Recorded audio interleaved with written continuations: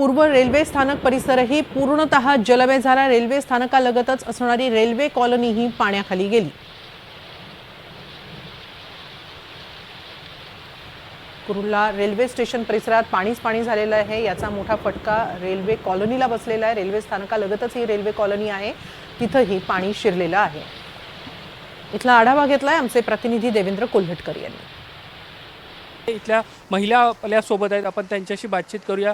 मला सांगा, प्रचंड प्रमाणात पाणी इथे साचलेलं आहे, दरवर्षी असंच असतं? दरवर्षी असंच असतं, दरवर्षी असं असतं। आता 5-7 दिवस झाले, 24 तारखेपासून असंच पाणी। आज तर भरपूर आहे इकडे, आमच्याकडे कोणी लक्ष देत नाही। आज हे आलेत मनसेवाले, हे दादा आलेत आज आमच्याकडे, त्यांनी आज आमची विचारपूस केली, बाकी इकडे कोणी येत नाही।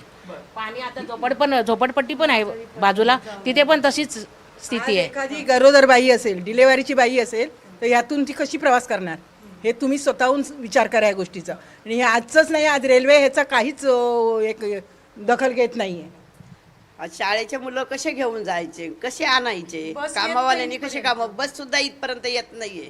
लहान छोट्या मुलाला अजिबात शाळेत जाता येत नाहीये। 2-3 दिवस झाले आज पोरं शाळेतच नाहीये। संबंध परिसर जो आहे तो हा सगळा पाण्याखाली गेलेला आहे। महानगरपालिका असेल किंवा संबंधित प्रशासन असेल, काय त्यांचं म्हणणं आहे? खरं तर दोन्हीही प्रशासनं यासाठी जबाबदार आहेत। महानगरपालिकेने सुद्धा याची जबाबदारी घेणं आवश्यक आहे आणि रेल्वे प्रशासनाने सुद्धा ही जबाबदारी घेणं गरजेचं आहे। या ठिकाणी अशा परिस्थितीमध्ये एवढी मोठी लोकवस्ती असून या ठिकाणी रिक्षावाला सुद्धा साधा यायला मागत नाही, कारण त्याची पण रिक्षा पाण्याखाली जाते। आता तर रिक्षाचं पाण्याचं नाही, पण जरी पाऊस नसला तरी रेल्वे स्टेशनला उभे राहतात। टिळकनगर असू दे, कुर्ला स्टेशन असू दे, रेल्वे कॉलनी बोललं तरी एक पण रिक्षावाला येत नाही। आजच्या तारखेला मुंबई महानगरपालिका आणि महापौर साहेबा यांनी याकडे लक्ष देणं आवश्यक आहे। अनेक ठिकाणी तुम्ही मॅनहोल शोधता, परंतु ही मुंबईचा की होल झालेली आहे। याला जबाबदार कोण आहे?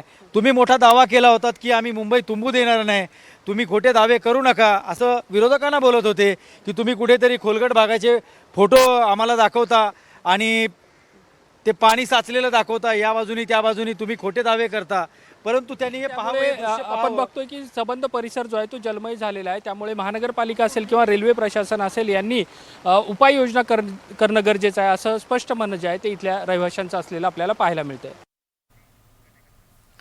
दरम्यान मुंबईत सकाळपासूनच सुरू असलेल्या धुवाधार पावसामुळे अनेक सखल भाग जलमय झालेत। हवामान विभागानं मुंबई, ठाणे, रायगड या संपूर्ण कोकण किनारपट्टीसाठी रेड अलर्ट जारी केलेला असतानाच कुर्ला परिसरातील जिवाबाई चाळ आणि मॅच फॅक्टरी परिसरात नागरिकांच्या घरामध्ये कमरेपर्यंत पाणी शिरलंय। घरांमध्ये पाणी घुसल्यानं नागरिकांचे मोठे हाल होत आहेत। दैनंदिन जीवन विस्कळीत झालंय। घरातील वस्तूंचं नुकसान होतंय। अनेक कुटुंबांना सुरक्षित ठिकाणी जावं लागतंय।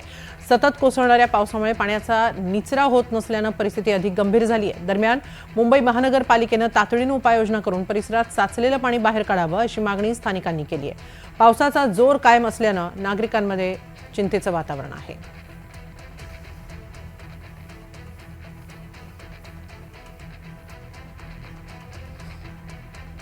मुंबईच्या दक्षिण